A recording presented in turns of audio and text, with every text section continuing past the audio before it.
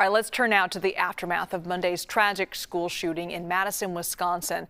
Authorities say that determining the shooter's motive is now their top priority. Meantime, the Madison community continues to mourn the 2 victims who were killed and 6 others that were injured at Abundant Life Christian School.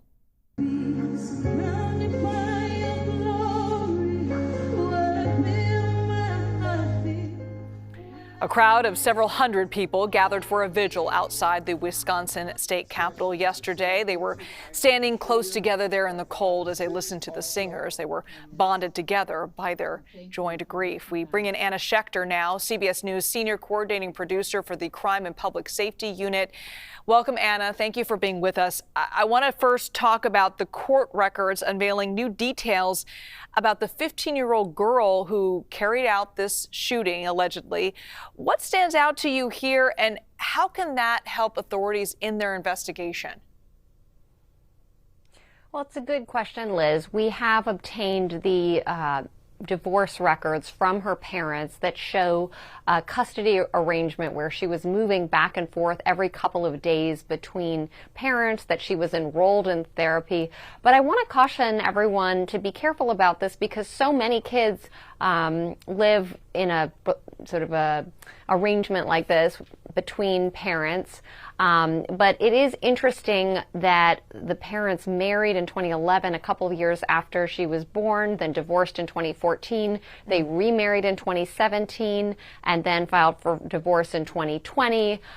So much upheaval, a lot of moving around, particularly in this last custody proceeding, just that back and forth. And then it was decided that she would primarily live with her father. So that's going to be an interesting thing for investigators to look at. They're obviously spending a lot of time with him, asking him a lot of questions, going through her electronics, his electronics, asking about guns in the home.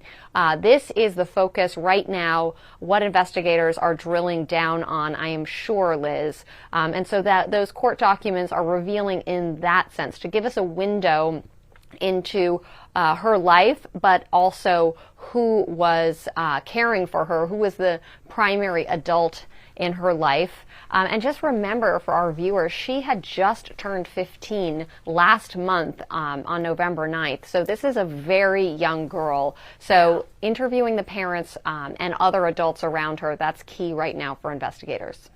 And I want to pivot to the United Healthcare CEO shooting. The suspect, Luigi Mangione, now indicted, charged with murder with an act of terrorism. He's set to appear for his second extradition hearing tomorrow. What should we expect from that? Well, let's see what happens. At 8:30 a.m. tomorrow, he's showing up in court in Pennsylvania for a proceeding related to the gun charges and the fake ID charges in the state of Pennsylvania. Immediately following that, extradition hearing is scheduled. If he and his lawyer waive extradition, they could actually cancel that hearing, according to Manhattan District Attorney Alvin Bragg's office, and just immediately transport him to New York. We could see him in New York tomorrow evening if that happens. Maybe they'll go through the motions of the proceeding, and during the proceeding they'll waive it. So in that case, maybe that could delay things by an hour or a day. Now, if he and his lawyer decide to fight extradition, they've given no indication that they will, especially since he hired this new lawyer. So that was a change in his stance. He initially wanted to fight extradition.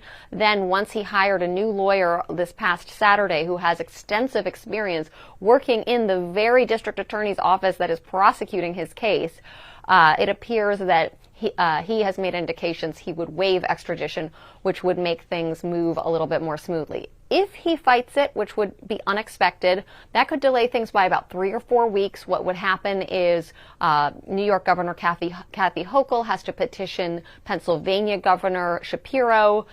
So there's just more paperwork involved, and that's why it could take a few weeks longer, Liz. All right, Anna Schecter, CBS News senior coordinating producer for the Crime and Public Safety Unit. Thanks so much, Anna.